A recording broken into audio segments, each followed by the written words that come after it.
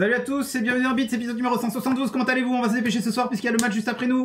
C'est hyper important. 45 minutes, ça va être le truc. Vous avez perdu l'habitude de m'entendre parler vite, mais ce soir ça va revenir. Ça va revenir direct. Exactement. Bon, salut, Mister SP Ghost Dragon, Bavarois, tout ça, vous êtes là. Voilou. I'm back, baby. On est trempe. Yeah. Ah oui, alors, on a pris une saucée de l'espace. L'anecdote du soir, on s'est garé pendant qu'il y avait le gros déluge à Bordeaux. C'est ça. Voilà, donc on est venu en bateau, on a ramé du parking jusqu'au studio. Exactement. C'était dur. Mais voilà, on y est. Du coup, ce soir, on a pas mal de news. Il y a un petit bench qui est là, qu'on va faire en live d'ailleurs, et une petite app aussi. C'est Christophe qui s'y colle sans retour, c'est le bizutage, c'est comme ça. Et en attendant... Moi, je l'attrape, elle est là-bas. Ouais. C'est là-bas, l'app. Et en attendant, on démarre de suite, allez. Tout de suite avec Radar. Et on démarre tout de suite avec la première news qui est Brave Search. Alors vous connaissez peut-être Brave, le navigateur internet formidable qui respecte votre vie privée. Bon, en gros, c'est basé quand même sur Chromium, hein, donc c'est un gros fork de... Mais quel navigateur n'est pas basé sur Chromium aujourd'hui? C'est exactement ça. Safari. Firefox. Opera. Non, pas Opera. Ah non, Opera c'est vrai. Ah non, Opera c'est le même. Non, ça a changé, mais avant c'était pas le cas. Si, c'est Blink. longtemps que ça a changé. Ouais. C'est vrai. Bon, bref. Il y en a quand même quelques-heures. Vivaldi. Bon, bref. IE. Allez, IE. C'est bon. Ah bah IE, on est sûr. Ouais. C'est vrai. Bon, le principe de Brave, c'est que c'est un navigateur qui respecte normalement votre vie privée, etc. Dans les faits, c'est plutôt vrai. Qui accessoirement vous permet aussi de récupérer des trucs vraiment cool, comme par exemple des crypto-monnaies avec de la publicité qui s'affiche dans votre navigateur et qui vous permet de les redistribuer à des créateurs. Voilà. C'est pas mal le modèle. Okay. Bon, alors, partant de ce constat-là, le BAT, le Brave Attention Token. Ils te vendent ton temps d'attention. Exactement. Donc, ce que je voulais dire, c'est, du coup, partant de ce constat simple, comme diraient tous les bons start-upers. Je suis parti d'un constat simple. Voilà, qui était que, ok, on fait de la navigation privée et tout, mais ça serait vachement cool que le moteur de recherche ne vous traque pas. Parce que c'est cool d'utiliser Brave, mais si vous utilisez derrière Google... on se trouve face à un problème de vie privée qui n'est pas résolu par le navigateur. Mais c'est surtout qu'on peut pas vendre ton attention. Si tu la files à Google, ça va pas, faut la garder chez nous. Bon, alors du coup, il lance un moteur de recherche qui maintenant est en bêta public. Ça y est, enfin. Donc il s'appelle Brave Search. Et en fait, c'est un index qui est complètement indépendant, qui est construit par les utilisateurs. Ah, mais ils ont tout compris. Avec leur recherche, leur clic, on fait rien. Vous avez les clés, mais du coup ça marche que si vous bossez. Hein. Voilà, donc ce qu'il explique, c'est que contrairement en gros aux des moteurs de recherche classiques comme DuckDuckGo et tout ça, qui vont chercher l'index de Bing, par exemple, hein, ou Quant, qui va chercher l'index de Google. Voilà. Brave Search, lui, il utilise des algos qui sont créés de toutes pièces et améliorés grâce à la communauté.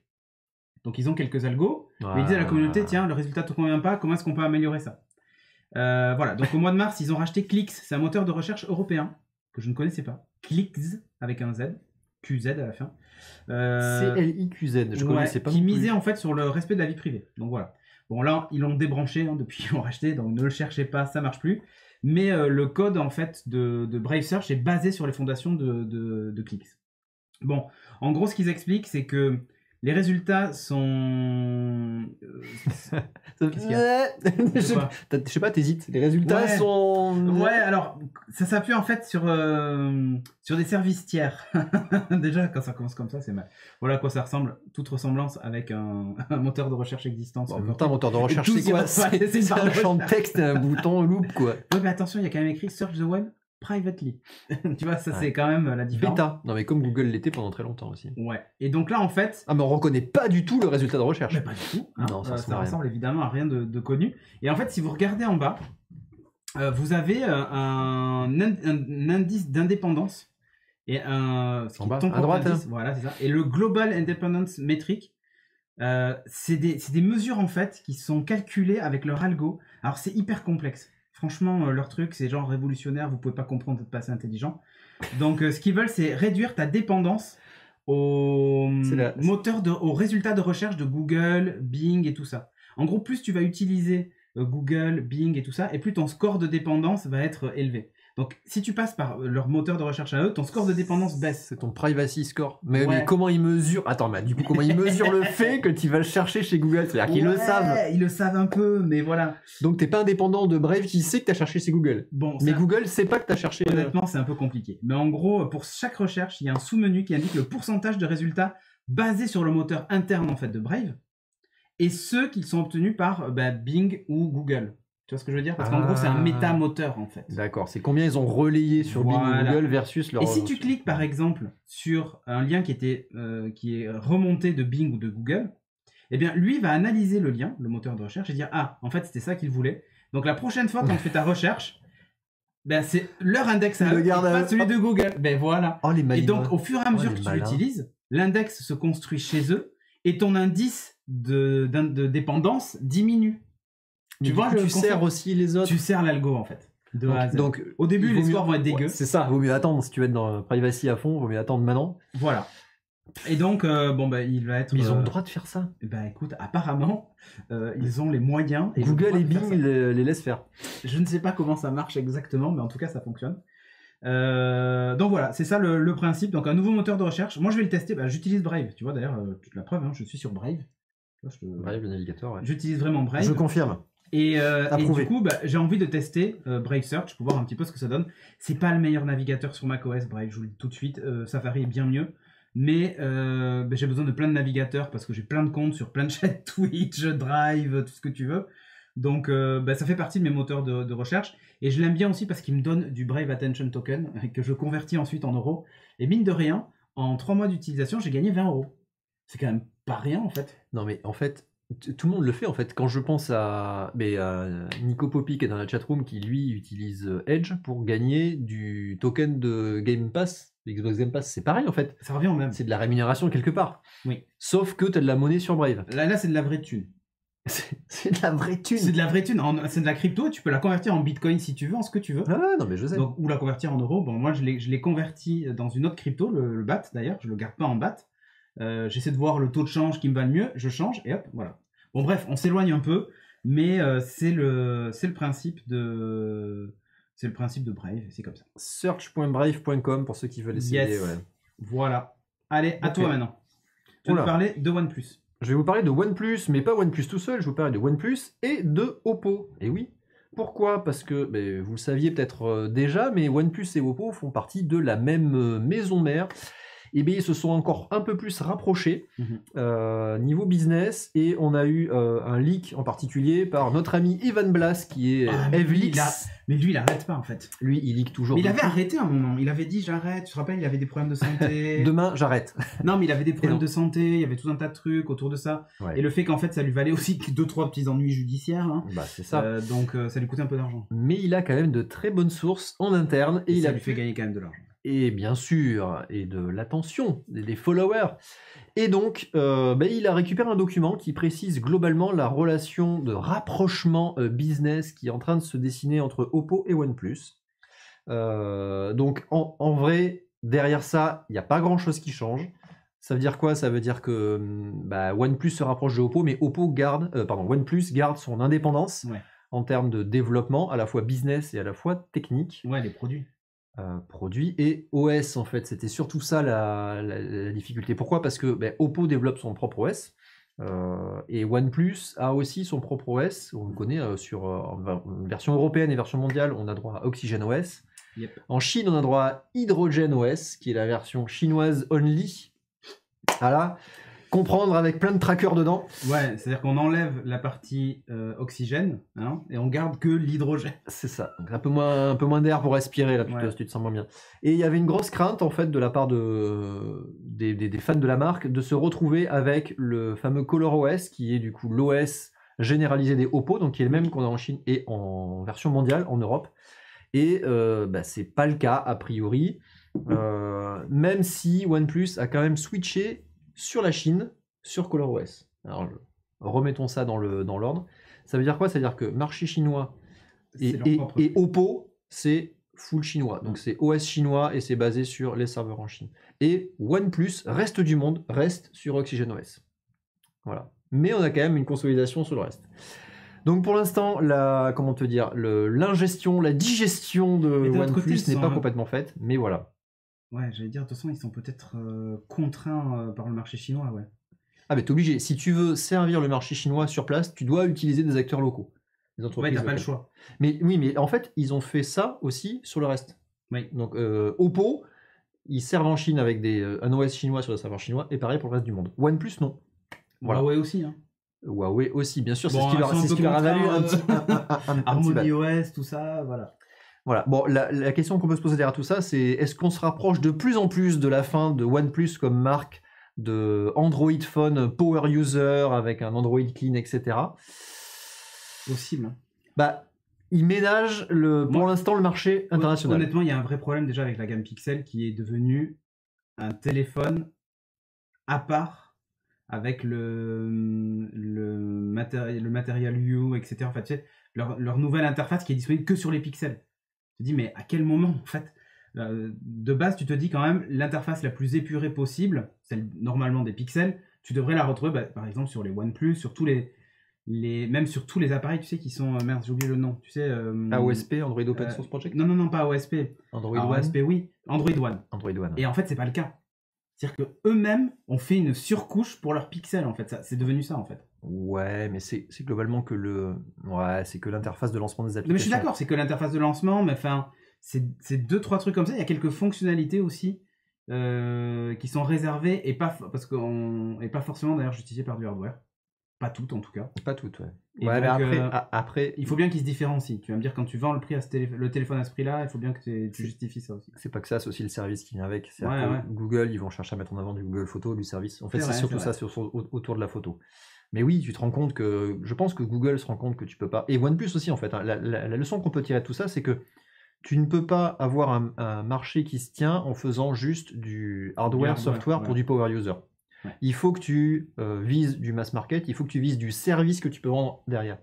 Et Google prend ce virage-là, et OnePlus le prend de plus en plus. Et je suis triste de le dire, mais les marques power user comme ça, il y a une très bonne vidéo de Marcus Brownlee, MKBHD, qui explique en fait l'histoire de OnePlus là-dessus, et qui dit que globalement, une marque power user comme ça, c'est sa seule porte de sortie. C'est-à-dire que si elle veut continuer à vivre, si elle veut être rentable, elle est obligée de franchir le pas et d'aller vers le mass market, et du coup de devenir plus général et pas juste sur une niche. Et pour OnePlus, c'était qu'une porte d'entrée. Et il y a eu plein d'autres marques avant qui ont vécu ça. Hein. Je me rappelle au tout début, tu avais les HTC qui étaient la marque des power users Android et qui étaient avec un tampon Google aussi. Et ils ont franchi ce pas. Bon, ils n'ont pas réussi à convertir. Ils n'ont pas transformé l'essai, mais il y a eu d'autres. Donc OnePlus a franchi ce pas, ils deviennent de plus en plus mass market, et on va perdre petit à petit les power users. C'est ça. Mais du coup, il y aura probablement une autre marque derrière qui va émerger. Aujourd'hui, j'en vois pas d'autres. Hein. Franchement, je vois pas laquelle pourrait faire la suite. Mais bon, voilà. Peut-être que ça sera la place des Pixel Phone finalement. Tu vois? Ils sont quand même très haut de gamme encore. Hein. Ouais. Il faudrait qu'ils redescendent. Ils le font. C'est le matériel dedans est pas forcément haut de gamme. Ils le font avec les A. Sur les A. Ouais, les 5A, les 4A, tout ça, ils le font encore un peu. Mais je sais pas. Ça manque encore. En tout cas, il va y avoir une place à prendre, clairement. Voilà. Donc oui, on peut pleurer pour OnePlus, mais c'est une réussite dans la transformation de la marque qui devient plus mass market quelque part aussi. Bon, news suivante, on va parler de TSMC qui change de priorité. C'est plus priorité à droite maintenant. C'est ce que j'allais dire. Voilà, c'est priorité à gauche. Non, en fait, Ils sont chinois, non? Eh ouais, mais en fait, vous savez qu'en ce moment, il y a des problèmes d'approvisionnement de puces. Ah bon? Bah ouais, juste un peu hein, quand même. Je vois pas ce que tu veux dire. Bah ouais, le problème en fait, c'est que l'Asie a été touchée. C'est le cas de le dire. A été touchée par différentes catastrophes. Il y a eu des sécheresses, il y a eu des inondations, il y a eu des resécheresses, et il y a eu un truc qui s'appelle le Covid. Et derrière une sécheresse. Donc ça pose de vrais problèmes d'approvisionnement de puces. D'ailleurs, en fait, TSMC avait prévu que la pénurie allait durer encore au moins 1 an. Donc pour le moment, on peut s'accrocher pour avoir certains composants. Et ils sont fournisseurs en fait de quasiment toute l'industrie. Mais ouais, quasiment TSMC, vous avez des puces dans quasiment tout ce qui dispose d'une puce électronique. Hein. TSMC, c'est eux qui ont les lignes de production qui construisent les puces en fait. Ouais. Qui fondent les puces, mais pour tellement de choses. Mais c'est incroyable. C'est les seuls qui ont quasiment ce savoir-là aujourd'hui. En fait. Même les fours, même l'électroménager, peu importe en fait. Et c'est là que tu te rends compte quand même que c'est extrêmement concentré. c'est ça. Et concentré dans un lieu précis en plus. En plus. C'est-à-dire que si encore c'était autour du globe, tu peux dire, ouais, ok, la Chine tous, mais aux États-Unis, ça va. Single point of failure. Exactement. Voilà, et quand là, tu stockes tes données dans un data center, tu les mets dans 2 endroits différents bien éloignés, bah, la production, TSMC, en fait, tous les mêmes endroits. Exactement. Et en fait, il fallait pas faire ça. Et donc, du coup, on se retrouve avec quoi? On se retrouve avec quelques années d'ailleurs, hein, parce que c'est pas un an, c'est quelques années de pénurie. Mais certains vont se retrouver à l'abri. Puisqu'en fait, TSMC a dit, bon, on a 2 priorités. Alors, les véhicules. Parce que c'est bête, mais les voitures, les tableaux de bord de voitures, les calculateurs, peu importe, toutes les contiennent ça. Et si jamais on a une pénurie là-dessus, bah, on ne peut plus fabriquer de véhicules, qu'ils soient électriques ou thermiques d'ailleurs. Hein. Et on ne peut plus livrer les puces. On peut plus livrer. Voilà. Donc, du coup, bah, le transport, c'est hyper important. Donc, fatalement, on mise tout là-dessus. Et en gros, si vous n'êtes pas constructeur automobile, vous vous brossez si vous voulez des puces. Tu peux te brosser, Martine. Sauf si vous êtes Apple. C'est-à-dire qu'en fait, il y a que l'automobile. Si tu fais une voiture et que tu t'appelles Apple, ah bah, là, double combo. Là, double combo. Là, tu passes direct, la ligne de production elle est pour toi. Ah, c'est clair. Et Apple qui en fait a sécurisé les composants, mais en fait ils le font sur des années et des années. Donc, si tu veux, c'est pas étonnant que d'entendre ça. En général, ils payent les commandes des puces qu'ils ont même pas encore construites. C'est ça, qu'ils ont même pas imaginé en fait. Et donc fatalement, vous aurez un iPhone cette année. Apple ne connaît pas la pénurie. Et probablement même que l'iPhone va retrouver son cycle de sortie classique, c'est-à-dire septembre. Voilà, c'est-à-dire que quand tous les autres vont se dire « Mais moi, je peux pas sortir mon téléphone, j'ai pas de puce. » Ouais, t'inquiète. Eux, en fait, là, c'est vrai qu'on était sur un cycle qui était plutôt octobre-novembre pour les iPhones, avec séparation des 2 productions quand il y avait 2 modèles d'iPhone, pour être sûr de laisser la place, c'est-à-dire pas un lancement général avec le Pro, le Mini, le normal, le Pro Max, machin. Ils faisaient des séparations, ils éloignaient les livraisons de 15 jours voire plus pour justement laisser le temps à la production de se faire, mais là il n'y a pas de problème. Il y a de fortes chances d'ailleurs même que dès septembre tous les iPhones sortent, les iPads, et évidemment les Mac M1, M1X, M2, je ne sais comment ça s'appellera la prochaine puce, mais c'est sécurisé. Donc si vous êtes Apple c'est bon, si vous êtes Peugeot aussi. Voilà, ça marche aussi. Tu vois comme quoi de la pomme au lion, il n'y a qu'un pas. TikTok c'est pour moi, oui. Ton nouvelle appli préférée. Mais carrément, mais comment tu sais? Mais... Tellement pas. TikTok qui a rajouté une super fonctionnalité qu'on a vue nulle part ailleurs, hein, de l'interactivité au sein de ses vidéos. Et oui, ils ont appelé ça comment? Ils ont appelé ça des jumps. Donc oui, parce que tu sautes dans un autre monde, je sais pas. Le principe c'est quoi? C'est que tu vas avoir une vidéo comme ça hein, sur TikTok qu'on connaît bien. Là, un exemple avec vidéo de sport ou de fitness, tu vois, yoga, méditation ou tout, ou de vulgarisation. Mais c'est... Ah oui, ok. Ok, vas-y, continue. Aucun rapport entre ces 3.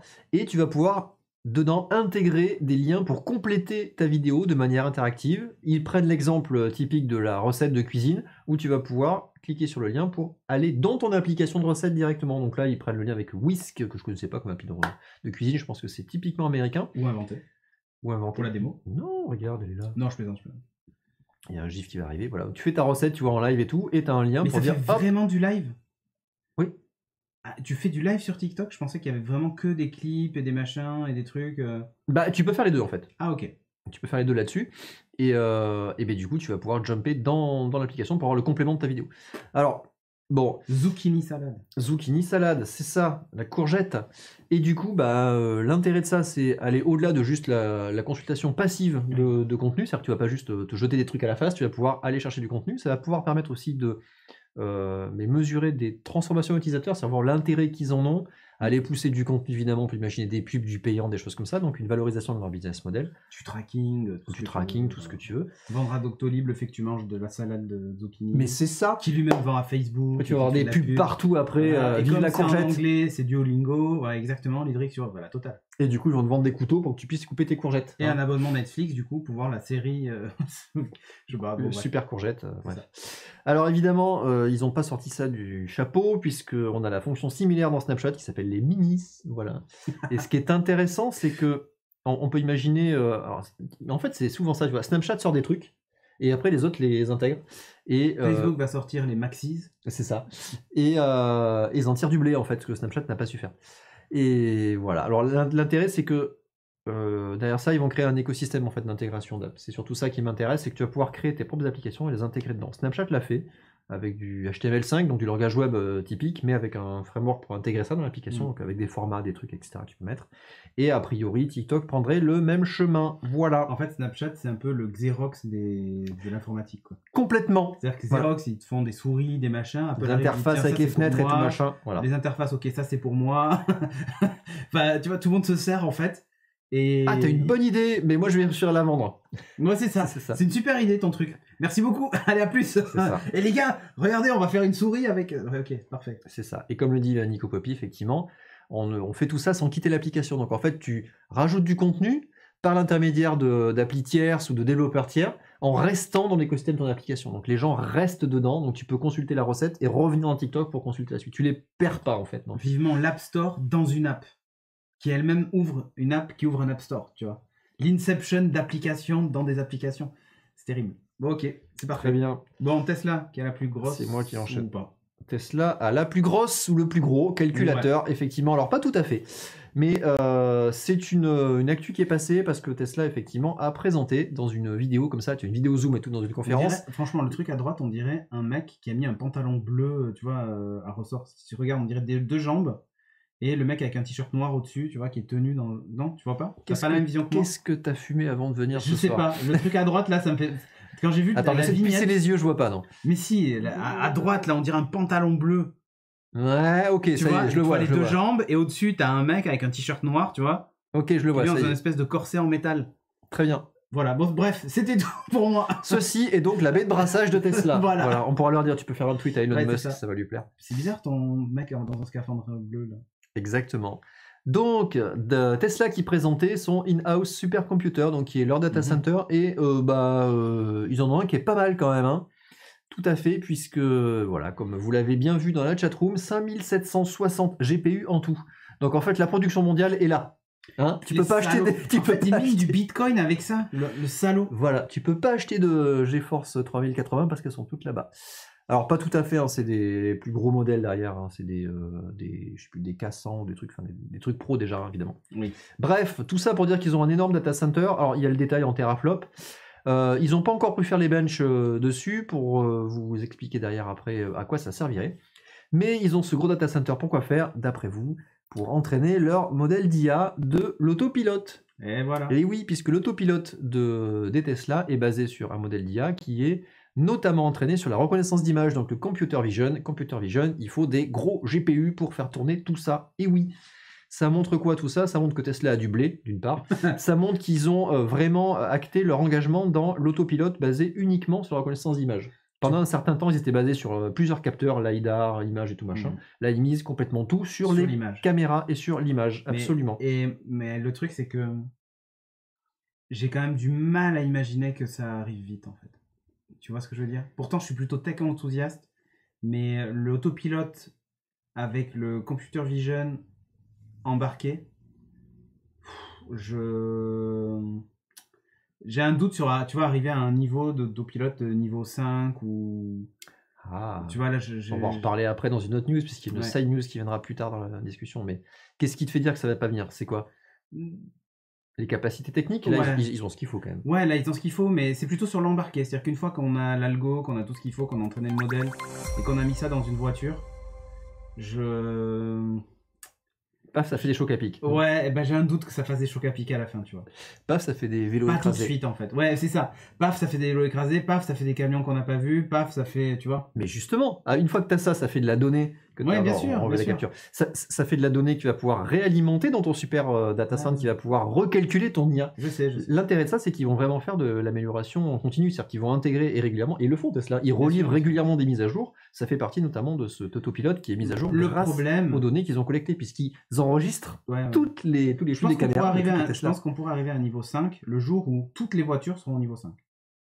C'est-à-dire que tant qu'il y a un facteur humain quelque part, ou même un facteur environnemental, regarde le déluge qu'il y avait tout à l'heure. La caméra, elle voit quoi?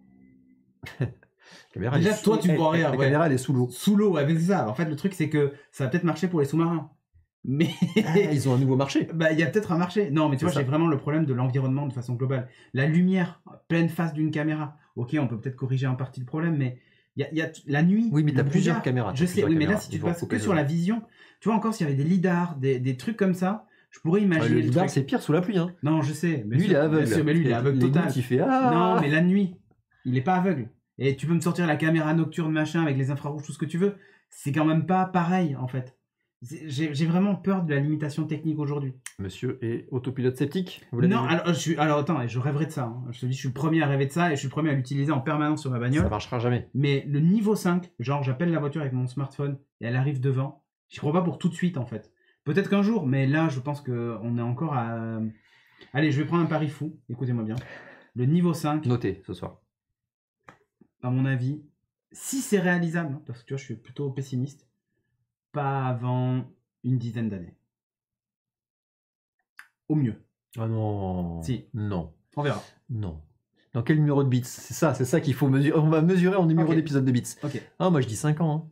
Non. Quand tu vois le chemin qu'on a fait des dernières années pour en arriver où on en est aujourd'hui. Ouais, mais je trouve que j'ai la sensation. La progression qu'on est face des calculs de. Non, mais je suis d'accord, mais j'ai la qu'il y a un sensation mur qu'on a. Non, on a un palier. Genre le plafond de verre là pour le moment. J'ai vu aucune démonstration suffisamment.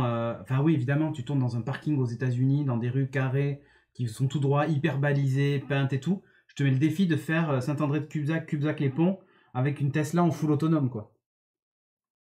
Il y a la moitié. Le pari est prêt ce soir. Il n'y a pas de marquage au sol, il n'y a rien. Tu vois ce que je veux dire? Ok. Bon, écoute, Bertrand, on aura besoin de toi dans pas longtemps. Modèle 3. Je vais dire la même chose. Très bien. Bon, le plus gros calculateur, du coup, pour l'instant, on ne sait pas trop, mais je vous renvoie vers un site que je suis depuis une éternité qui s'appelle le top500.org. Je ne sais pas si tu connaissais ça. Oui.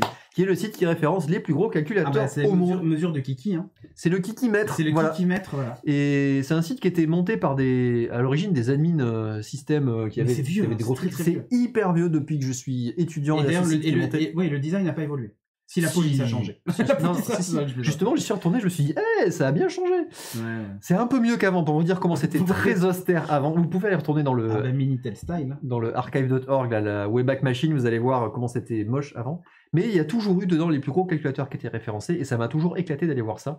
Notamment, jusqu'à présent, c'était des simulations de météo ou de tremblements de terre, des choses comme ça. Et maintenant, tu retrouves des Tesla qui vont rentrer là-dedans directement. Et des fermes de Chinois. Des fermes de qui minent du Bitcoin.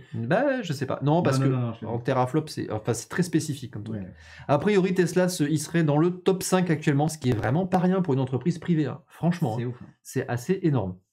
Voilà pour l'anecdote à suivre. Yes, moi je parlais de Lenovo et Lenovo Go, tu connaissais la gamme ou pas? Pas du tout. Eh ben Lenovo Go, j'ai pas mal prononcé Lego. Lenovo Go, donc c'est des accessoires pour PC. Et là ils sortent toute une nouvelle gamme d'accessoires pour PC que je ne connaissais pas et que j'ai trouvé fort sympathique. Donc petite photo de mise en scène de la chose. Bon, évidemment, il a un bel écran Lenovo, tout ça. Mais il a le full set là. Il a le full setup, le casque, tout ça. Il manque quand même un élément, mais j'en parlerai après. Même 2 éléments. Donc là, vous avez en fait un setup. Hein. Je vais vous montrer un peu tout ce qui a été annoncé. Et c'est pas qu'un petit peu d'accessoires. Donc ça va en haut à gauche. C'est un système de recharge sans fil. Tu vois, d'ailleurs, c'est écrit dessus. Une batterie avec recharge sans fil. Ok. Ils ont un espèce de haut-parleur Bluetooth que tu vois là, sur la droite. Ouais. Ils ont plein de souris. Genre visioconf. Souris bombées, pas bombées. Souris ergonomiques verticales, en fait. Avec moumoute façon bois. En liège, c'est ça. C'est pas du liège en fait, c'est plutôt imitation bois. Okay. Le clavier ergonomique imitation bois. Voilà, il y a des petits casques. Avec pavé numérique indépendant. Ouais, le pavé numérique indépendant. Le casque pro. Voilà. Le kit parfait du. Alors, il y a un truc. Du remote worker sur Teams. Il faut savoir que par exemple, les petits earbuds, là, les petits écouteurs, sont en USB-C. Pourquoi? Alors, pas parce qu'il n'y a plus de port USB, mais parce qu'en fait, ils sont à réduction de bruit active. C'est-à-dire que tu les mets sur les oreilles, tu es en open space, tu appuies sur un bouton, plus de bruit. J'achète. Voilà, en USB-C, Lenovo qui fait ça. Si tu veux le prix, je l'ai plus, mais attends, je crois qu'ils sont pas très très chers. Je les ai notés dans l'article, mais bref, je te le retrouverai. Mais donc du coup, c'est pas mal. Ah non, mais je prends, c'est trop bien ça. Mais oui, c'est vachement malin en fait, c'est hyper malin. Et parmi les accessoires, il y a ce truc-là. Mais qu'est-ce que c'est que ce truc-là? Ah, attends, on va essayer de deviner. Dans la chatroom, vous allez peut-être nous aider. Là, il y a 2 éléments. Il y a 2 éléments. Ça se sépare en 2? Ouais, c'est pas attaché en fait. Alors, est-ce que le schlimilimunique se mange? Non. On dirait un truc avec une aération. Est-ce que c'est un ventilateur dedans? Alors non. En fait, la partie noire se colle sous les ordinateurs. Et à gauche, en fait, c'est un port USB-C que tu mets sur l'USB-C. C'est un dock? Non. Et quand tu le poses sur cette base, qui elle-même est branchée, tu charges sans fil. C'est un chargeur sans fil pour ordinateur portable Lenovo. Et en fait, il faut savoir que sous, ça fait office du coude, ça incline un peu ton ordi et tout ça. Il faut savoir qu'en fait, sous cette gamme de Lenovo, c'est ThinkPad, en fait, tu as la possibilité, en fait, d'enlever un bout en caoutchouc et de le remplacer par cette partie-là, que tu branches ensuite en USB-C. Tu vois? Là, en fait, cette partie noire que tu vois, en fait, sous les Lenovo, tu as c'est pas une grille d'aération, mais tu as un emplacement en plastique sous cette gamme-là. Oui. Et du coup, bah, tu peux clipser en dessous. En fait, ça se glisse même exactement sous l'ordinateur. Comme ça, en fait, l'ordinateur n'est pas épais. Ça se colle pas, en fait. Tu vois ce que je veux dire? Tu as vraiment un espace vide. Enfin, tu as un cache, en gros, que tu enlèves et tu remplaces par ce truc-là. Et pourtant, moi, j'ai les mains, il me fait le dessin à côté, mais Ok, bon. Bon, bref. En tout cas, c'est vachement bien. Moi. Ça recharge sans fil. Ah, mais c'est vachement bien, en fait. Voilà. Et accessoirement, ils ont sorti aussi deux webcams. Alors, j'en ai retenu qu'une là pour l'illustration, mais voilà, ça ressemble légèrement à une caméra que l'on a devant les yeux, Logitech Brio. Alors, elle n'est pas aussi performante, celle-ci. C'est la LC50 en 1080p, tout ça. Elle a quand même un champ de vision de 90 degrés, ce qui est pas négligeable, en USB-C. Et surtout, elle est aimantée. En fait, leurs écrans disposent d'un contour en métal. Et du coup, en posant la caméra, c'est l'intégration. Voilà, exactement. Alors, elle est aussi livrée avec un support plus classique. Elle a un zoom numérique x4. Bon. Est-ce qu'elle est Windows Hello? Est-ce qu'elle a le... Alors non, elle n'est pas Windows Hello. Elle est compatible Mac et PC. Voilà. Je crois que la deuxième l'est. La deuxième, je crois que c'est la SC50 ou un truc comme ça. Ou LCS50. Qui elle disposerait de Windows Hello. Bon, il faut savoir que le kit de recharge sans fil que j'ai montré, c'est quand même 139 €. Il peut recharger jusqu'à 65 watts par induction. Pas mal, hein? En sans fil. Je suis en train de vérifier. Pour l'ordi. Ça pourrait marcher. Ouais. Du coup, ça te permet de pas vider. Bon, sauf si évidemment tu as un Core non, mais qui tourne à donf. Ouais, non, mais voilà. pour un Core i7 mobile, ça passe. Ça passe. Honnêtement, ça passe. Donc, bah voilà. Je savais pas qu'ils avaient sorti une gamme. C'est plutôt cool. La souris. Après, Lenovo, les ThinkPad ont toujours été dans la gamme professionnelle. Oui. Les ThinkPad ont toujours été accompagnés de stations d'accueil. Très, très business pro. Tu avais vraiment une grosse station d'accueil. Tu branchais, tu avais tout ton setup qui est branché direct. Donc, ça me semble logique qu'ils aillent vers ça et c'est une vraie modernisation de leur proposition. La souris verticale est à 49 €. Ouais, donc c'est pas très cher. Ça va. La souris qui est tout à droite est à 39, celle qui est au milieu est à 59. En fait, elle est multi-device, celle du milieu. Elle fonctionne. Tu peux avec un switch. Voilà, tu peux switcher de périphérique comme ça. Elle est Bluetooth alors que l'autre, par exemple, est uniquement avec radiofréquence. Voilà, et c'est un revêtement en liège en fait, l'imitation bois c'est du liège en fait. Donc voilà. Laurent Juy qui dit leçon, à quoi ça sert s'il charge par induction alors qu'il est posé sur la station d'accueil?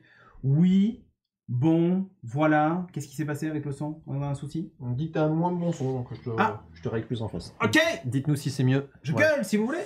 Après moi j'ai 2 micros donc. Voilà. Et ouais, toi, tu as 2 micros, donc fatalement, il faudrait que je m'approche peut-être, je ne sais pas. Non, justement, j'ai baissé. Ok, donc voilà, ça permet d'avoir une station de travail plutôt propre, voilà, de la gamme Lenovo Go, si ça vous intéresse. Propre. J'enchaîne rapido avec, je parlais de Unu, je sais pas comment on le prononce. Unu, je sais pas. Unu, bref, 100 km. 100 km, c'est quoi? C'est l'autonomie. C'est la longueur de ma... Non, pardon. L'autonomie de quoi? De ça. Un scooter. Alors je sais que tu es fan des deux roues, je suis sûr que tu l'adores, tu le trouves magnifique. Je suis en train d'essayer de me demander à moi-même ce que j'en pense. Et c'est très partagé comme avis. C'est très partagé. Hein, tu vois. Bon là, quand c'est mis en scène comme ça, c'est beau ou pas? Ouais. Peut-être pas. Bon ok. Alors, le Unu, il a un avantage, c'est qu'il a une double batterie amovible. Donc tu peux enlever une batterie. Faire une rotation de batterie. Faire une rotation de batterie si tu veux. Ou mettre les deux en même temps. Voilà. 50 cm3, donc 45 km/h maximum. 100 km d'autonomie, donc ça c'est plutôt 50 cool, cm3, mais c'est électrique. Oui, mais l'équivalent. L'équivalent, ah, pardon. Équivalent. Il y a 2 niveaux de puissance, 4000 watts et 3000 watts. Voilà. Livraison prévue en juillet et août. Et il existe en Glossy Blue, Glossy Red, Matte Stone et Matte Black pour les versions 4000. Et Matte Pine, donc c'est le vert, hein, voilà. Matte Pine. Pine, oh mon dieu. Voilà, qui est disponible. Version pour l'armée. Hein. 81 kg. L'objet. 81,5 même très exactement. Vitesse max 45 km/h. C'est un constructeur allemand que je ne connaissais pas. Non, je connais pas non plus. Tiens. Voilà, alors ça va être sans doute fabriqué en Chine, mais pas sûr, parce que les Allemands ont tendance à fabriquer des trucs chez eux. Moteur Bosch. Ça, c'est bien. On n'invente pas. Voilà, et c'est aussi un Allemand, c'est Eidenau, qui fournit les pneus. Je connaissais pas ce fabricant de pneus. Mais voilà, il y a quand même 33 litres de coffre. Du coup, tu peux ranger un casque dedans et tout ça. En général, les scooters électriques, on parle beaucoup de coffres, surtout avec une double batterie. C'est vrai, tu perds la place du casque en général. Ouais. Exactement. Et ben là, en fait, c'est pas le cas. 45 km/h en vitesse max, absolument. Ouais, capacité énergétique, c'est du 900 Wh, donc voilà, une autonomie totale de 1000 km, de 100 km, pardon. Les prix, 3299 et 3899 si vous voulez celui qui accélère un peu plus fort. Comment ça, c'est cher? Ben, c'est fabriqué en Allemagne. C'est cher. C'est fabriqué en Allemagne. Là, pour le coup, on le sait. Il y a une version 3000, une version 4000. Voilà, watts, le moteur. 3000 watts, 4000 watts. Et si vous voulez faire une LLD, c'est possible. Il y a une offre à 79 € par mois au catalogue. Sachant que pour 19 € par mois, vous avez une Citroën Ami avec un toit, des fenêtres pour voilà, 19 € par mois et 3000 et quelques euros d'apport. Qui vous permet d'éviter de vous tremper la gueule comme nous tout à l'heure. Mais tu circules pas pareil en ville avec une Citroën Ami qu'avec un scooter. Mais avec à choisir, vu le temps qu'il fait ici, je pense que je prendrai une Citroën Ami. Je ne sais pas toi, mais moi en tout cas... Allez, un prochain test d'Ambits. Une Citroën Ami, d'ailleurs. Il faudrait qu'on demande, ça serait rigolo. Bah ouais, on pourrait la louer, elle coûte rien à louer. Quelques centimes à l'heure. Alors du coup, je pense qu'on va pouvoir le faire. Un stream en ami, c'est parti. Ben, parlons de voiture encore, continuons. Cette fois, je veux parler de voiture. Et d'un jeu qui s'appelle pas Grand Theft Auto, mais qui s'appelle GAN Theft Auto. Et oui, ce n'est pas un... GAN Theft Auto. GAN Theft Auto. Mais oui. Non, mais les gens sont forts. Donc c'est un ami, pas du tout, c'est un super balèze gars qui bosse dans l'IA notamment, qui a créé ça. Alors avant de parler de ce projet-là, je vais vous parler d'où il vient. Il vient de loin. Il vient de loin. Il vient d'un projet qui a été initié par Nvidia, qui s'appelle GameGAN, qui a 1 an à peu près de sortie. Vous pouvez aller voir ça sur GameGAN, vous cherchez Game comme jeu, et GAN comme GAN, qui est l'acronyme pour des réseaux de neurones un petit peu particuliers dont je vais vous parler. C'est les Generative Adversarial Network, qui sont un système de réseaux de neurones où il y en a 2 en fait, qui sont mis cul à cul, et il y en a un qui entraîne l'autre. Globalement, ça marche comme ça. Qui est une petite révolution, c'est utilisé dans plein de domaines. Et du coup, ils font plein de trucs géniaux avec ça. Donc Nvidia a lancé ça, du coup, je vais prendre les captures à l'envers. Voilà. Le but de GameGAN, c'est quoi initialement? C'est d'utiliser les environnements de jeu pour créer des simulations d'environnement dynamiques. Oui. Donc qu'est-ce qu'ils font avec ces modèles de réseaux de neurones? C'est ils vont leur donner à manger un jeu vidéo et ils vont chercher à faire analyser au modèle de réseau de neurones la compréhension du jeu, c'est-à-dire comment le jeu fonctionne, comment l'environnement du jeu est généré et surtout comment l'interaction que le joueur a avec ce jeu va être traduite dans l'environnement du jeu. On ne lui donne pas le code. Il donne pas le code, il leur donne l'image en fait. Il leur donne les contrôles et l'image. C'est ça. Tu as en entrée le résultat visuel et les contrôles que le joueur entre. Et après tu te démerdes à comprendre comment ça marche. Et ils ont fait ça initialement sur le jeu Pac-Man, évidemment, donc ça me parle. Petite pub pour Retro Gaming Bros. Et ça, c'est le résultat en fait de ce que GameGAN a compris de Pac-Man. Donc ça, c'est... Ils ont entraîné Pac-Man sur plein de parties, enfin leur GameGAN sur plein de parties. Et derrière ça, ils te génèrent ça. Et du coup, tu peux interagir avec ce modèle-là. C'est-à-dire que tu envoies des inputs et c'est traduit dans le jeu qui est ici. Donc c'est vraiment une génération de Pac-Man. Vous voyez maintenant à quoi sert le supercalculateur de Tesla. Eh bien, tout à fait. Je vois Pac-Man. Voilà. Bon, vous pouvez le voir après. Donc on voit qu'il y a quand même que graphiquement, il y a des limites dessus. Mais globalement, il a compris le mécanisme du jeu avec les Pac-Gommes, les machins, tout ça. Et tu peux te déplacer derrière. Ils ont fait tourner ça sur plusieurs jeux. Donc là, bon, Pac-Man, vous l'avez vu. Ils l'ont fait aussi tourner sur Doom. Alors c'est très flou parce qu'en fait ils sont obligés de réduire drastiquement la résolution pour des questions de performance pour l'entraîner derrière. Tu m'étonnes. Ils l'ont fait là-dessus, voilà. Et alors je vous passe rapidement techniquement comment ça se passe, mais le principe il est là. Donc tu as une première partie à gauche où tu as le jeu qui tourne et toi tu joues avec le jeu. Et derrière ça, l'intelligence artificielle va analyser et comprendre tout ça, digérer un petit peu tout ce fonctionnement-là. Et après la deuxième partie, donc la capture que je vous ai montré tout à l'heure, vous allez pouvoir jouer avec. Donc là, d'interagir directement avec GameGAN. L'IA qui a compris le jeu. Et t'as pas aucune ligne de code source du jeu qui est intégrée là-dessus. C'est uniquement la compréhension qu'il en a eu du jeu qui va être traduite derrière. Ouais, visuellement, ils ont refait les graphismes façon Wish, quoi. C'est ça. C'est le Wish. C'est le Wish. C'est exactement ça. Et donc, bon, après, techniquement, au niveau de l'architecture, ça se découpe sur ces 3 principes-là. Donc, il y a la mémoire qui va être la compréhension du jeu, donc un système de mémoire longue durée. Et après, il y a 2 principales analyses qui sont mises en place. C'est la dynamique du jeu, donc comment l'interaction se fait, et le moteur de rendu. Voilà, donc avec les entrées, avec tout ça qu'il y a dessus. Après, techniquement, un coup de DLSS dessus, hein, on Mais trouve oui. le jeu d'origine en 4K. Ah, et tu rajoutes une couche d'IA par-dessus pour C'est faire ça. le rendu qui va bien.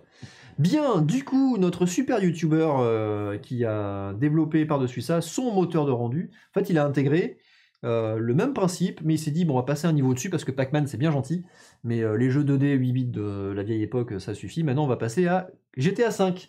Voilà. Et donc, il a intégré ça dans GTA V. Et il a appelé son magnifique projet Gun Theft Auto, évidemment, parce que sinon, c'est pas drôle. D'où la vanne. D'où la vanne, c'est ça. Et donc, il a intégré ça, il a intégré Grand Theft Auto, donc il a fait le même principe, il a joué à Grand Theft Auto, il a fait tourner énormément de parties de jeu, donc vous avez une vidéo, il vous montre tout ça. Donc, il prend le moteur de jeu, il génère des entrées, donc alors c'est pareil, en parallèle, donc là, tu vois, il fait quand même tourner 12 fois le jeu en parallèle, hein. Donc c'est pas rien. Ouais. Et derrière ça, il fait analyser par son... Rend les RTX. Par son truc, ouais c'est ça. Le rendu du jeu pour en faire comprendre la mécanique du jeu. Et au final, eh ben, ça sort un truc qui est comme ça, le temps que j'y arrive. Voilà. Donc c'est assez flou, donc tu le vois à gauche, et donc tu vois les entrées qui se passent. Donc ça, c'est pas le jeu en fait. Il n'y a pas le moteur du jeu derrière. C'est ce que le Game Gun donc, a compris de ce que était GTA V et quelle interaction on doit faire pour rendre le jeu. Et donc tu vois les actions qui s'affichent, donc ça c'est ce qui donne en entrée à son réseau de neurones, et derrière le rendu qu'il en sort. Donc on trouve qu'il a compris comment le rendu était fait, comment la physique de la voiture était rendue à partir de l'entrée dedans. C'est ça, donc il a compris qu'il fallait éviter la police et tourner en rond pour écraser des gens sur l'autoroute. C'est exactement ça. Parfait, il a bien saisi l'essence même de GTA. Donc là, il a compris un truc, il a compris globalement le rendu du conduite de la voiture. Ce qui lui manquait encore, c'était l'environnement de conduite sur la route et tout ça. Et pour ça, et en fait, il partait sur un autre truc. Ça, c'est là où c'est marrant, c'est qu'il est parti de suite sur GTA V et il s'est dit, ouais, alors pour aller sur de la conduite sur la route, on va descendre d'un cran, on va aller chercher du vroom. Voilà. Donc il est reparti sur un jeu vu de dessus. L'ancêtre, exactement. Pour essayer de lui faire comprendre comment on conduit sur une route. Et moi, ça me parle parce que si ce que tu avais fait. Parce que si vous avez suivi d'autres vidéos que je vous ai présentées avant, c'est effectivement, ça rejoint un petit projet que j'avais fait autour de la conduite de voitures autonomes sur circuit. Et il l'a reproduit comme ça, mais vraiment dans un autre niveau, un niveau tellement terrible. Et en plus, il recrée l'environnement qu'il y a derrière, à partir d'analyse d'image et tout. Il arrive à conduire, tu vois, sur route en restant sur un circuit derrière. À peu près. À peu près, c'est quand même pas mal. Moi, je trouve le résultat. Donc, c'est après une petite soirée, quoi. Petite soirée arrosée, c'est à peu près le parcours que tu fais sur le circuit.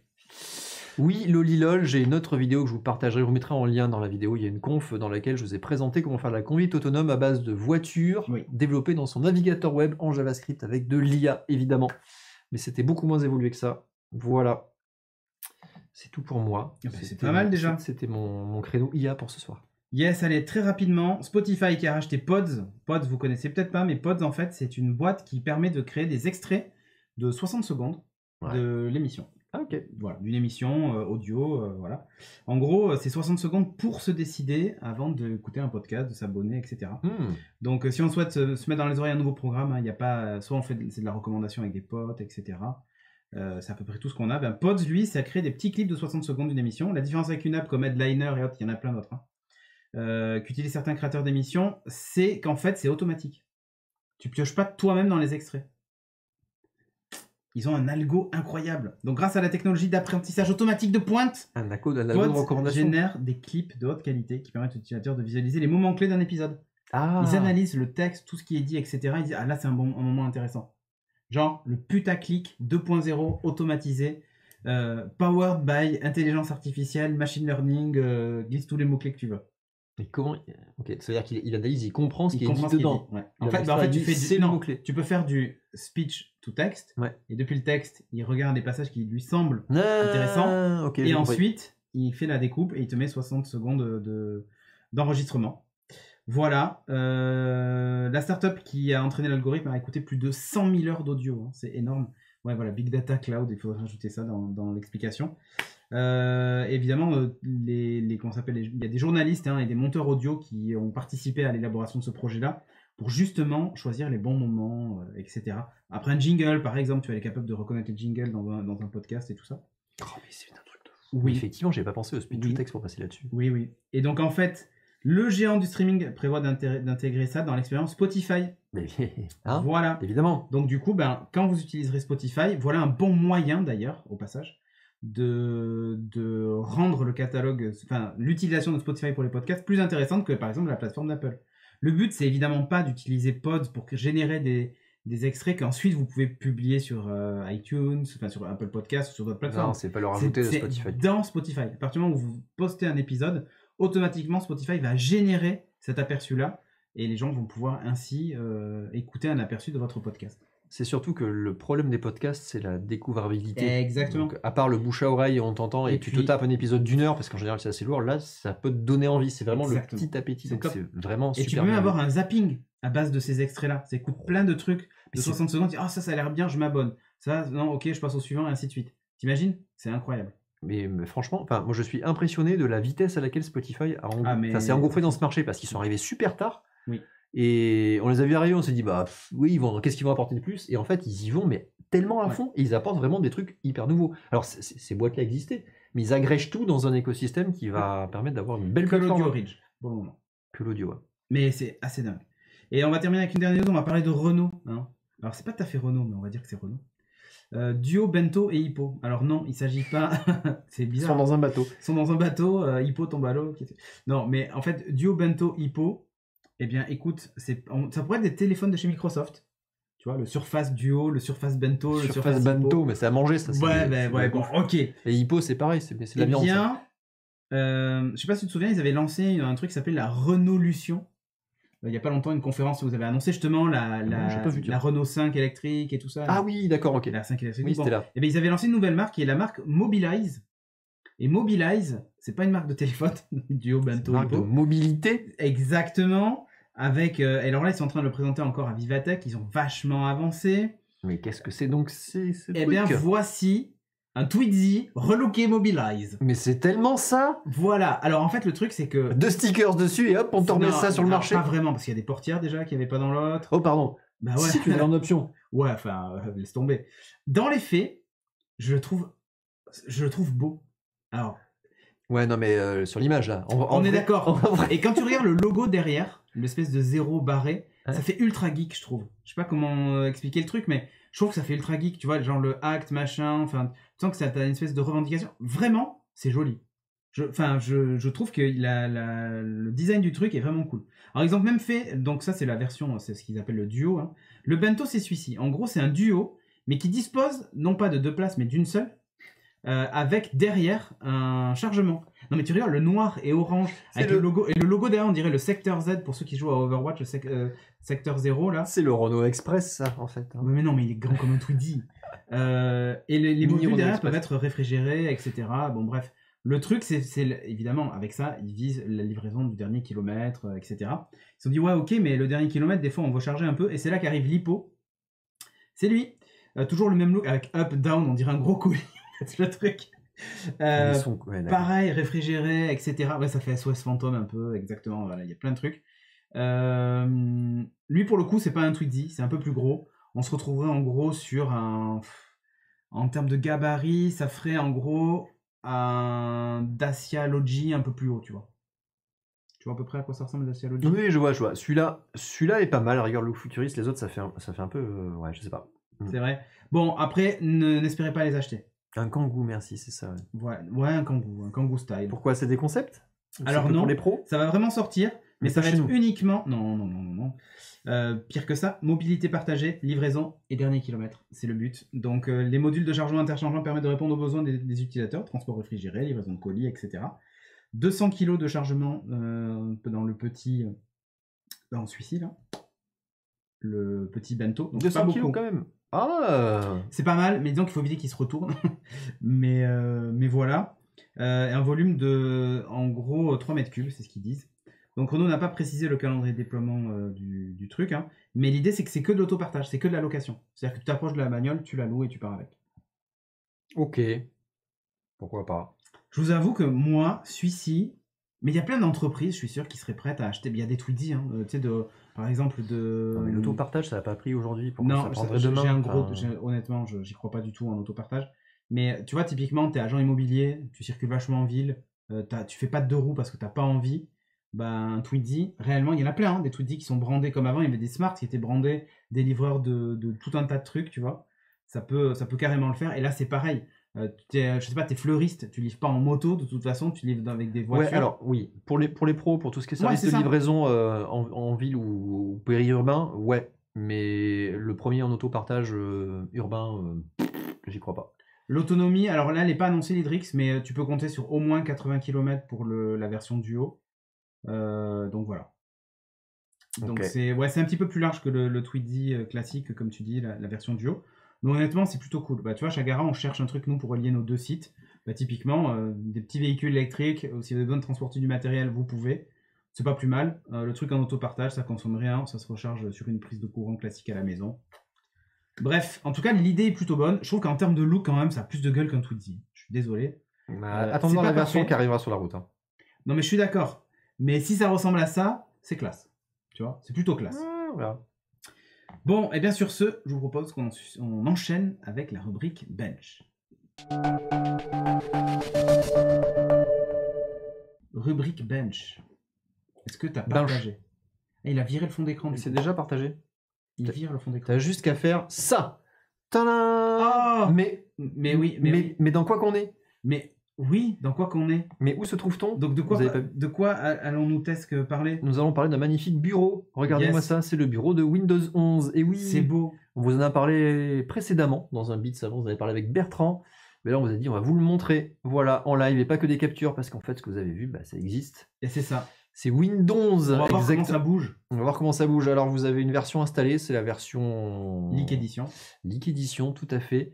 J'ai installé l'édition, c'est quoi? C'est Pro for Workstation et j'ai coché tous les trucs pour avoir toutes les options dessus. Donc, vous avez la full expérience dessus. Voilà.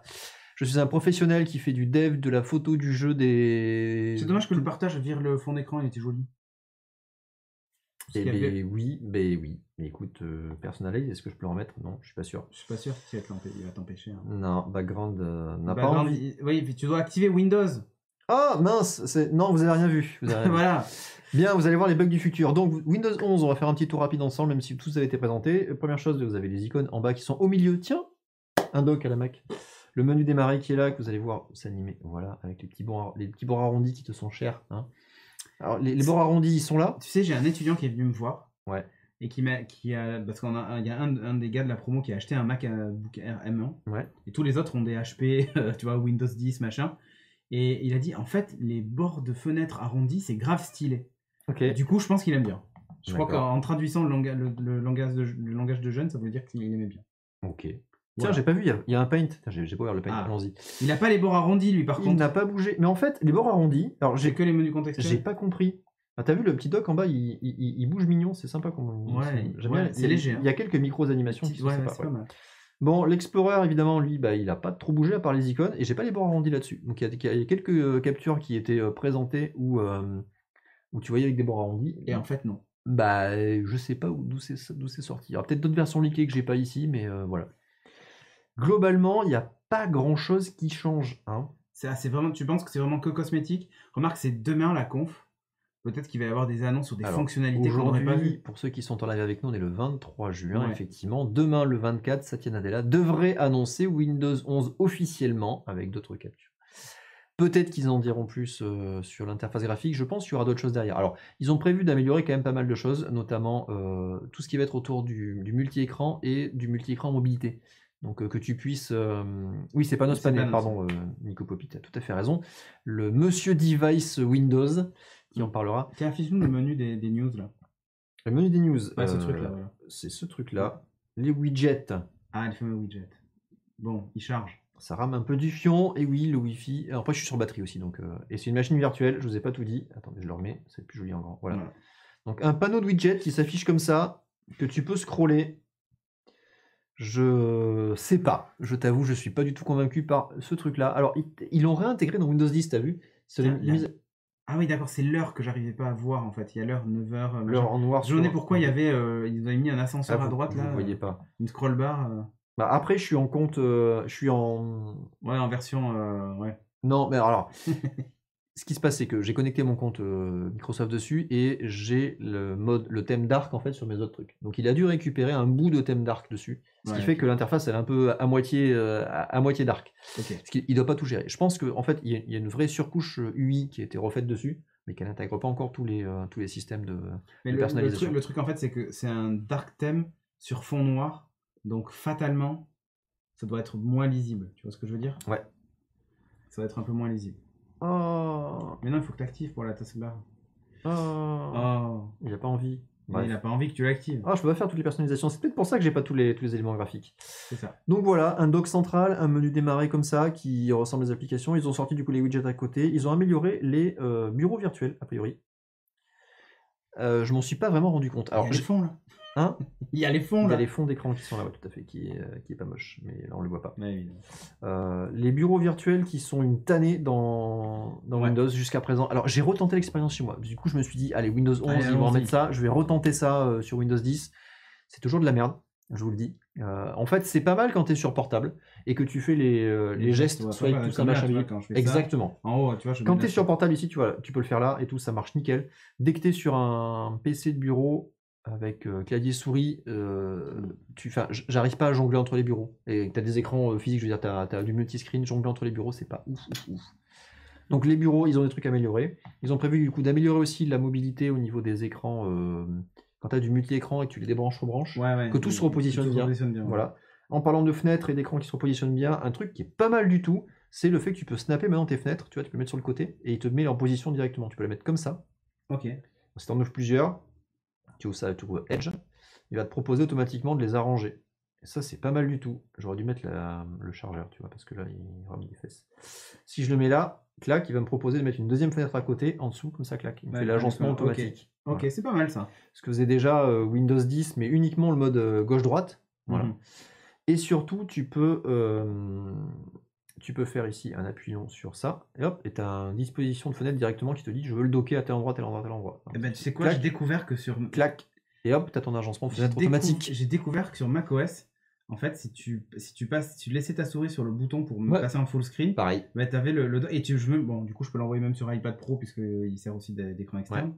Mais j'ai découvert ça aussi, en fait, grâce à Microsoft. Merci Microsoft. Merci Microsoft. Est-ce qu'il y a un système d'onglet sur le File Explorer? Bah non, toujours pas, j'ai pas vu ça passer. Oh merde. Voilà. Ce qu'il y a de plus, qu'est-ce que je peux vous montrer? C'est les paramètres.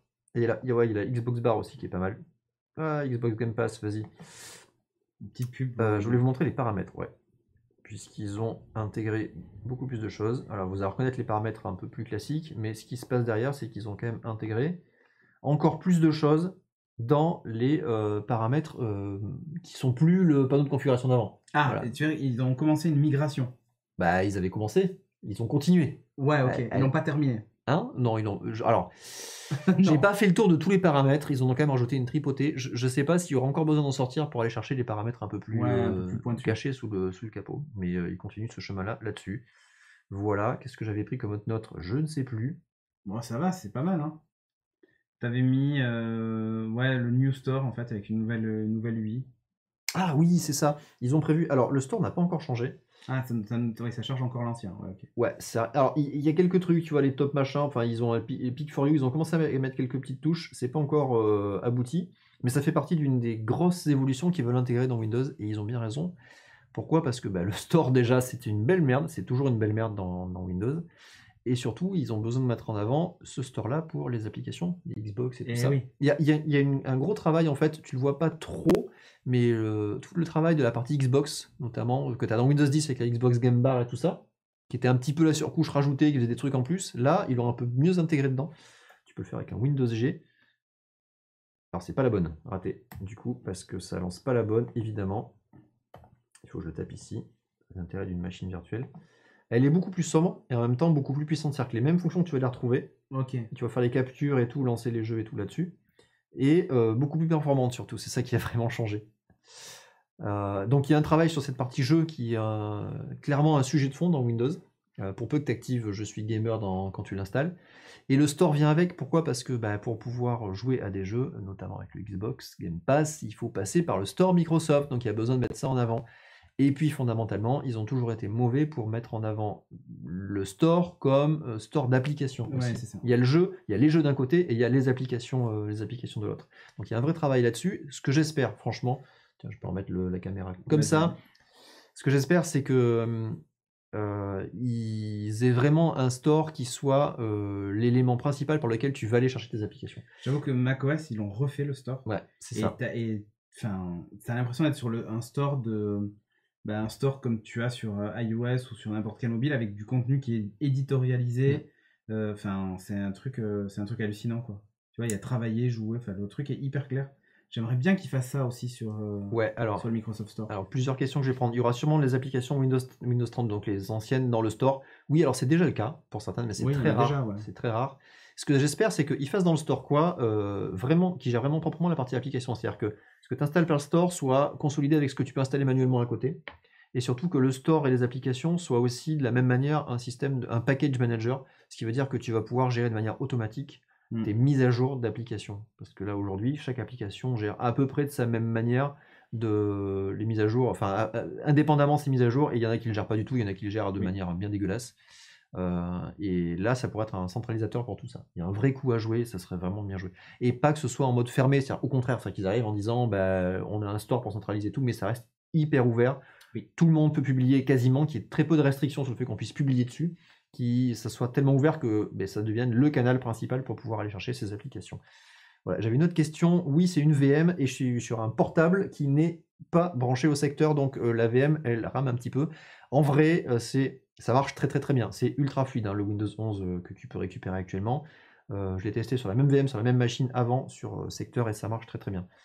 Voilà ce que je peux vous dire. Tiens, on va afficher quelques captures qui montrent avec le fond d'écran ce que ça donne. Exactement. Et le truc des widgets tout à l'heure qu'on voyait pas, en fait, c'est ça. Et du coup, forcément, la transparence sur un fond noir, on la voyait pas. Oui. Donc voilà. Et là, on voit d'ailleurs que le menu démarrant, on peut le décaler aussi complètement à gauche. Ouais. Et ça, il faut avoir activé Windows. Il faut avoir activé Windows. Niveau perf, ça marche très très bien et l'install est hallucinante. Enfin, ça s'installe hyper vite. Oui, j'ai été bluffé par l'installation. Voilà. Mais tu vois, regarde. Ça existe toujours. Les anciennes fenêtres, tout ça. Et tu vois, regarde, la fenêtre, là, les fenêtres sont arrondies toutes. Tiens, c'est étonnant. Ouais, mais c'est fait partie peut-être des. Alors, je sais pas si c'est la même build ou si c'est une autre version. Là, non, tu vois, ça n'est pas. Ah ouais. Ou si c'est des options de paramètres que j'ai pas encore activées derrière. Ouais, on verra ça demain. Alors, la version n'est pas officielle, évidemment. Ah, c'est notre ami Cassim qui a fait des captures. Oui, c'est Cassim. La version n'est pas officielle. Il y a de fortes chances qu'à partir de demain, ils annoncent, j'espère, une mise à disposition dans les Insiders, dans le programme Insider. Direct. Les early, tu sais, le ring fast, là, je sais plus comment il s'appelle. Pourquoi pas. Vu que ça a leaké d'un autre côté, bon voilà quoi. Ouais. Yes. Ils auraient intérêt à le faire. Ouais, et conférence voilà sur la pour chaîne ce petit demain tour. à 17h. Voilà, c'est plutôt pas mal comme expérience. Allez, tu vas nous parler maintenant d'une petite application. Et tout ça, c'est dans la rubrique Apps. Je vais vous parler d'une application, et cette fois on va partir sur Android un petit peu. Je vais vous parler de YouTube de Google, mais pas n'importe quelle version de YouTube. Je vais vous parler de YouTube Vanced. Pourquoi Vanced? Parce que c'est YouTube Advanced, mais sans les ads, sans les pubs. Comment on enlève ad? Du coup, on fait Vanced. YouTube Vanced, exactement. Alors, YouTube Vanced, à la base, c'est quoi? C'est une application YouTube qui était un peu tweakée. Donc, ils ont un petit peu récupéré l'application officielle et modifié 2-3 trucs dedans. Initialement pour uniquement supprimer les pubs. Et en fait, ils ont rajouté pas mal de features dedans qui sont vraiment super bien. Et aujourd'hui, ça fait hyper longtemps, je sais pas comment te dire, ça fait même plus d'1 an, je crois, que je tourne avec cette application, uniquement en exclusivité. Alors, vous pouvez récupérer tout ça sur vancedapp.com. Voilà, donc un petit site plutôt propre. Vous allez récupérer quoi? Un manager, donc un Vanced Manager qui vous permet d'installer l'application. Il faut sideloader quoi. Faut sideloader. Oui, il faut autoriser les sources tierces à installer des applications. Donc, tu installes le manager qui te permet du coup de mettre à jour ton application. Alors, l'application est en 2 parties. Il y a l'application YouTube et il y a comment ça s'appelle, les applications Google qui viennent avec. Alors, on nous dit que le son cracote. Ah. Et je pense qu'en fait, ça va venir du filtre. Tu vois, regarde. Ça biscotte. Est-ce que là, ça cracote là ou pas? Dites-nous dans le chat. Est-ce que ça a changé quelque chose? Ouais, est-ce que ça a changé quelque chose? Et en fait, j'ai vu que sur la capture, mieux. Ouais, voilà. Je pense qu'en fait, c'est le pros qui arrive plus à gérer. Putain, je sais pourquoi. Ok. Parce que t'as une suppression de bruit en même temps. Non, c'est la méthode de compression. Ah non, c'est la suppression de bruit. Ok. Bon, je sais pas. En tout cas, voilà. Le support us, là, tu vois, il y a le logo Brave. Tu peux donner des Oui, dates. oui, tout à fait. Ils mettent le Brave en avant aussi derrière pour les supporter. Exactement. Donc YouTube Vanced, c'est ça. Donc ça s'installe assez facilement. Il y a un manager et après derrière, tu peux mettre à jour l'application de manière automatique. Les fonctions principales qu'il y a dedans. Alors la première, qu'ils ont rajouté il y a pas très très longtemps, c'est le Full Dark Mode. Donc tu es vraiment sur un mode noir. Tu n'es pas sur un mode sombre. Non, c'est noir. Donc les écrans AMOLED, en fait, mais tout ce qui est noir, c'est éteint. Donc en termes de consommation de batterie, c'est juste génial. Il y a ce qu'ils mettent en avant aussi, c'est tout le blocage de pub YouTube. Et c'est ça qui m'a fait basculer, hein, franchement. Parce que T'en avais marre. Alors, il y a deux choses qui m'ont fait basculer initialement là-dessus, c'est les pubs. Parce que YouTube, ça devient vraiment l'horreur en termes de pubs. Et la deuxième, c'est la lecture en background. Oh! Puisque YouTube, alors justement, ils y reviennent. Hein, Ouais. Il y a des rumeurs comme quoi Google Avec le Picture in Picture va le proposer. Là, cette application le gère nativement. Donc le Picture in Picture et le background, même tu peux lire juste le son de vidéo avec en background, il le propose nativement dessus. Ce qui était jusqu'à présent réservé à la version premium de YouTube. Ce que je trouvais une hérésie. Enfin, je veux dire, c'est une fonction applicative, c'est pas un service. Enfin, je comprends pas. T'as des... les pubs en mid-roll aussi. Enfin, toutes les pubs que tu peux avoir en pré-roll ou en mid-roll au sein d'une vidéo, ça dégage. Tu as des contrôles swipe au niveau de l'écran. C'est-à-dire que pendant que tu es en train de lire une vidéo en plein écran, tu peux, en glissant tes doigts sur l'écran, à certaines zones, gérer la luminosité ou le son ou l'ajustement. Un peu comme ce que tu peux avoir sur VLC ou MX Player. MX Player, pour ceux qui connaissent, qui est un très très bon player sur Android dessus. Mais c'est la même version intégrée dans l'application YouTube. Voilà, quelques autres trucs intéressants. Et surtout, tu peux customiser ton interface YouTube. Donc tu peux dire, je peux dégager tel onglet, la partie community je veux pas. Pas mal, ça. Les posts community, les trucs, même sur les vidéos quand tu les lis, les commentaires, tout ça, tu peux dégager. Donc du coup, tu tranches dans l'interface graphique de YouTube qui est un peu le bordel. Et tu peux retrouver une interface qui est assez épurée et tu consommes juste ton contenu.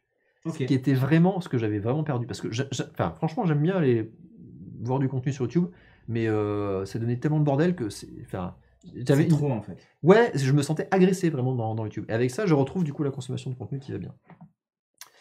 Customisation, après tu peux rentrer dans le détail technique, customiser plein de trucs au niveau des codecs, de la perf, des machins, des tout ça, réduire les résolutions. C'est-à-dire que tu veux dire, je veux pas forcément viser les meilleures résolutions, je peux prendre les plus petites. Tout ce qui est merchandising et tout, tu peux tout virer. Tu peux tout dégager. Pas merchandising, mais le merchandising, c'est en gros les placements de produits. Oui. Tu peux dire, je veux pas de placement de produits, du coup, il te vire tous les placements de produits. Mais même en fait, tu sais, les petits bandeaux que tu as en dessous des vidéos, pour dire, tu peux dégager tout ça.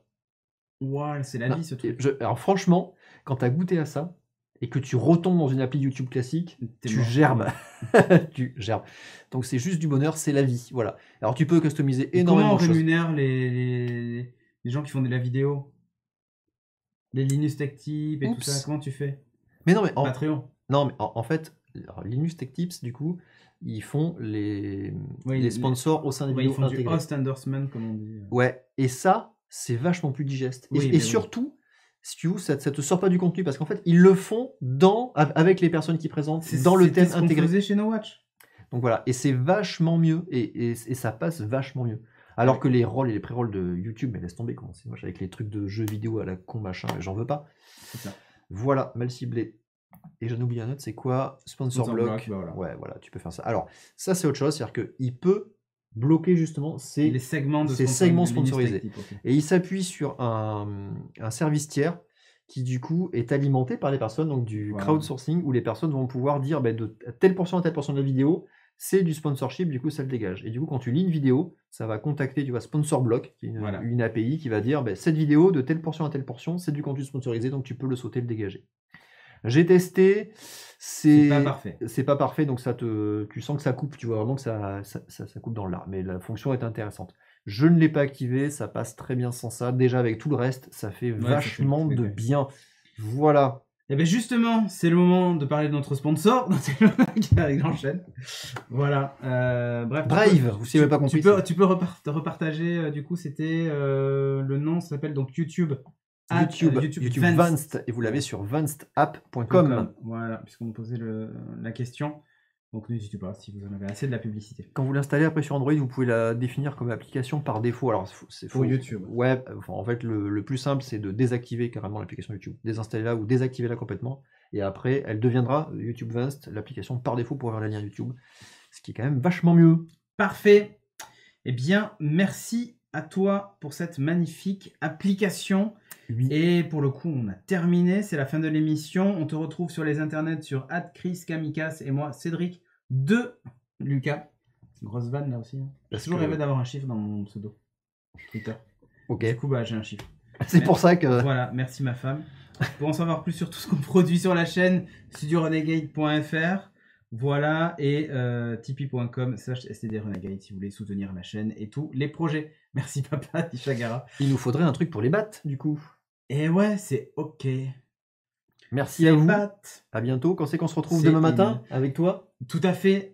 Oui, moi, dans la matinale, comme tous les matins sur la chaîne Studio Renegade, le before work, le avant-travail. J'ai refait un peu l'interface, d'ailleurs, je m'amuse en ce moment. À refaire l'interface, voilà. Et puis c'est tout ce qu'il y a sur la chaîne. Si, il y a le live event demain à 17h. Du coup, on vous a parlé de Windows 11 voilà, à maintes reprises. Demain, rendez-vous à 17h pour avoir l'event officiel de Windows 11. C'est ça, studiorenegade.fr/agenda si vous voulez toutes les informations de toutes les émissions, puisque vendredi soir il y a un live, enfin bref, il y a des lives comme ça sur la chaîne. Voilou. Merci à vous. Et on se donne rendez-vous très vite, moi, demain matin, si vous m'avez suivi en live. Et pour Beats, eh ben, peut-être la semaine prochaine, par exemple. Yeah. Au hasard. Ciao, ciao. Ciao, ciao.